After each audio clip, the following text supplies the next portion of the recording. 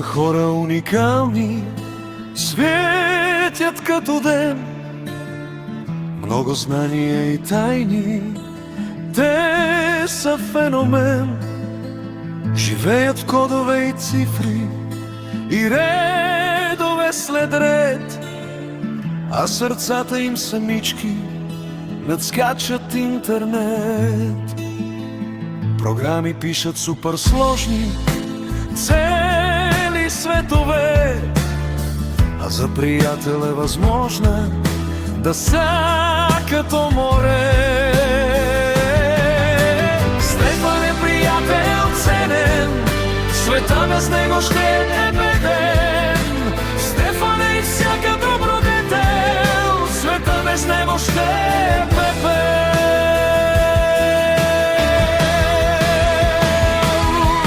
Компютърът им осветява, квантов скок и чудо става. Свят без грешки, свят без плява. Стефан е приятел ценен, света без него ще е беден. Стефан е и всяка добродетел, света без него ще е пепел.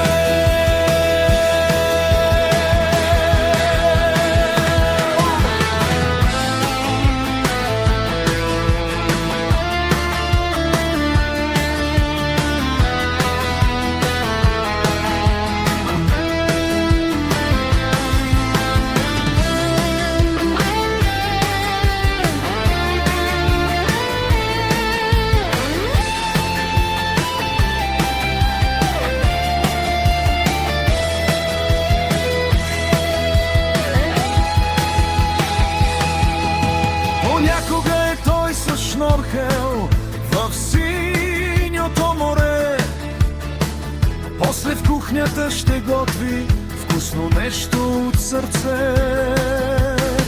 Душата му е тъй високо, познава светове, но земен си остава споко, ракията му е по две. Стефан е приятел ценен, света без него ще е беден. Стефан е и всяка добродетел, света без него ще е пепел.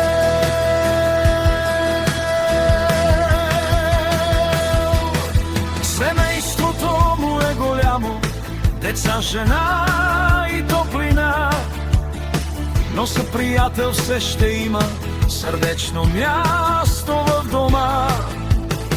Наред с всичко ще го видиш, градинка малка да върви, изгрижа непоколебима, от пръст живот ще сътвори.